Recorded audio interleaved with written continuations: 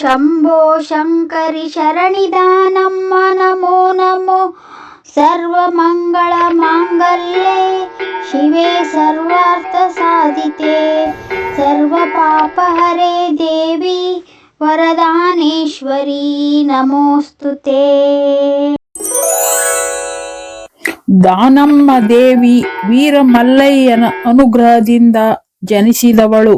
ಈ ತಾಯಿ ದಾನಮ್ಮ ದೇವಿಯ ಮೂಲ ಹೆಸರು ಲಿಂಗಮ್ಮ. ಇವಳ ತಂದೆ ಅನಂತರಾಯ, ತಾಯಿ ಸಿರಸಮ್ಮ. ಜನ್ಮಸ್ಥಳ ಉಮರಾಣಿ. ಗಂಡನ ಹೆಸರು ಸಂಗಮನಾಥ. ದಾನಮ್ಮ ದೇವಿ ಮದುವೆಯಾದ ಸ್ಥಳ ಸಂಗತೀರ್ಥ. ಮಲ್ಲಿಕಾರ್ಜುನ ಸ್ವಾಮಿಯ ಭಕ್ತಿಯಾಗಿ ದೈವಿಕ ಶಕ್ತಿಯನ್ನು ಪಡೆದವಳು ಈ ದಾನಮ್ಮ ದೇವಿ. ಜಗಜ್ಯೋತಿ ಬಸವಣ್ಣನವರು ಲಿಂಗಮ್ಮಳ ದಾನ ಧರ್ಮಗಳನ್ನು ಮೆಚ್ಚಿ ಅವಳನ್ನು ದಾನಮ್ಮ ದೇವಿ ಎಂದು ಮರುನಾಮಕರಣ ಮಾಡಿದರು. ಅಂದಿನಿಂದ ಲಿಂಗಮ್ಮ ದಾನಮ್ಮ ದೇವಿಯಾದಳು. ಗುಡ್ಡಾಪುರ ದಾನಮ್ಮ ದೇವಿಯ ದೇವಸ್ಥಾನವು ಮಹಾರಾಷ್ಟ್ರದ ಸಾಂಗ್ಲಿ ಜಿಲ್ಲೆಯ ಜತ್ ತಾಲೂಕಿನಲ್ಲಿದೆ. ಮಹಾರಾಷ್ಟ್ರದಲ್ಲಿದ್ದರೂ ಕರ್ನಾಟಕದ ಗಡಿಗೆ ತೀರಾ ಹತ್ತಿರದಲ್ಲಿರುವುದರಿಂದ ಕರ್ನಾಟಕದ ಭಕ್ತರೇ ಇಲ್ಲಿ ಹೆಚ್ಚಾಗಿ ಬರುತ್ತಾರೆ.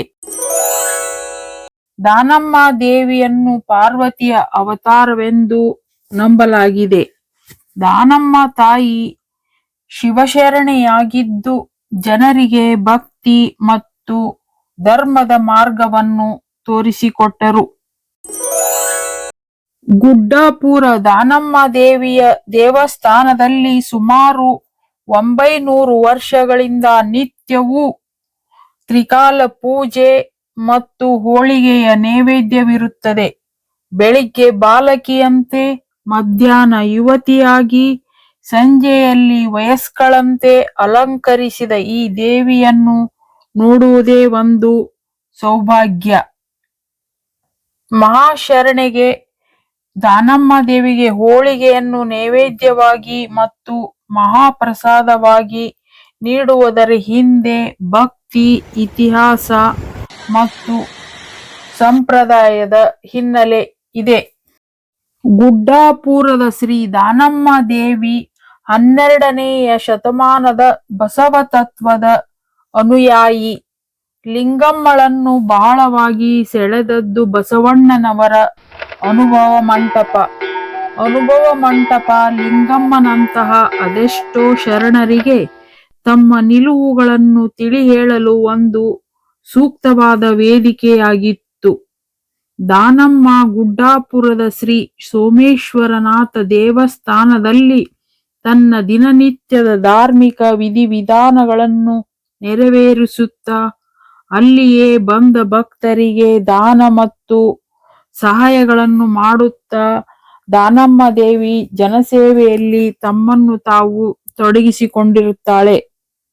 ದಾನಮ್ಮ ತನ್ನ ಪತಿಯೊಂದಿಗೆ ರಾಮೇಶ್ವರದ ಕಡೆಗೆ ಸಾಗುತ್ತಾ ಬಸವಣ್ಣನವರು ಹಾಗೂ ಇತರರ ಶರಣರ ವಚನಗಳನ್ನು ಜನರಿಗೆ ತಿಳಿಸುತ್ತಾ ತಾನು ಅನುಭವ ಮಂಟಪದಲ್ಲಿ ಕೊಟ್ಟ ಮಾತಿನಂತೆ ಶಿವಭಕ್ತಿ ಪ್ರಸಾರದಲ್ಲಿ ತೊಡಗಿಸಿಕೊಂಡಿರುತ್ತಾಳೆ.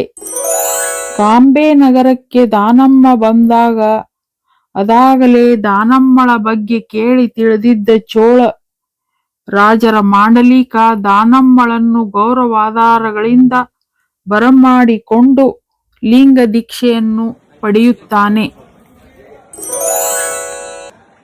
ಕಾಂಬೆಯಿಂದ ಕೂಡಲ ಸಂಗಮಕ್ಕೆ ಹಿಂದಿರುಗುವ ದಾನಮ್ಮ ದೇವಿ ಯಥಾವತ್ತಾಗಿ ಜನಸೇವೆಯಲ್ಲಿ ತೊಡಗಿಸಿಕೊಂಡಿರುತ್ತಾರೆ.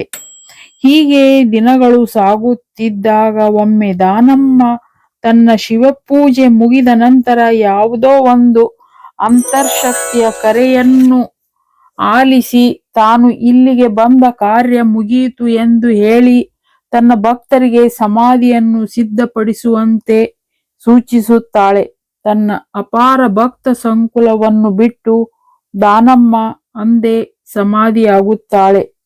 ಯಾದವ ವಂಶದ ಮಹಾರಾಜ ಅರಸು ಸಾಯಿನಾಥ ಮಾಂಡಲಿಕ ದಾನಮ್ಮ ದೇವಿಯ ಸಮಾಧಿ ಮಂದಿರಕ್ಕೆ ದೇವಸ್ಥಾನ ನಿರ್ಮಾಣ ಮಾಡಿಸಿದ ಎನ್ನುತ್ತದೆ ಇತಿಹಾಸ. ಗುಡ್ಡಾಪುರದ ದಾನಮ್ಮ ದೇವಿಯ ದೇವಸ್ಥಾನಕ್ಕೆ ಪ್ರತಿ ವರ್ಷ ಕಾರ್ತಿಕ ಮಾಸದಲ್ಲಿ ಮತ್ತು ಚಟ್ಟಿ ಅಮಾವಾಸ್ಯೆಯಂದು ಲಕ್ಷಾಂತರ ಭಕ್ತರು ಮಹಾರಾಷ್ಟ್ರ, ಕರ್ನಾಟಕ, ಆಂಧ್ರ ಪ್ರದೇಶಗಳಿಂದ ಪಾದಯಾತ್ರೆಯ ಮೂಲಕ ಬರುತ್ತಾರೆ. ಕೊಟ್ಟು ನೋಡು ಕಲ್ಯಾಣ, ಬೇಡಿ ನೋಡು ಗುಡ್ಡಾಪುರ ಎಂಬ ಗಾದೆ ಮಾತಿನಂತೆ ಗುಡ್ಡಾಪುರಕ್ಕೆ ಶ್ರದ್ಧೆಯಿಂದ ಬಂದು ಬೇಡಿದರೆ ನಿಮ್ಮ ಇಷ್ಟಾರ್ಥಗಳು ನೆರವೇರುವವು. ಶ್ರೀ ದಾನಮ್ಮ ದೇವಿಯ ಸ್ತೋತ್ರ.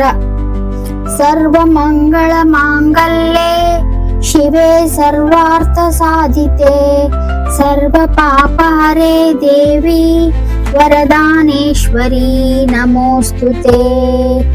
ಆದ್ಯಂತರಹಿತ ದೇವಿ ಆದಿಶಕ್ತಿ ಜಗನ್ಮಾತೆ ತ್ರಿಕಾಲ ಪೂಜಿತಾ ದೇವಿ ವರದಾನೇಶ್ವರಿ ನಮೋಸ್ತುತೆ.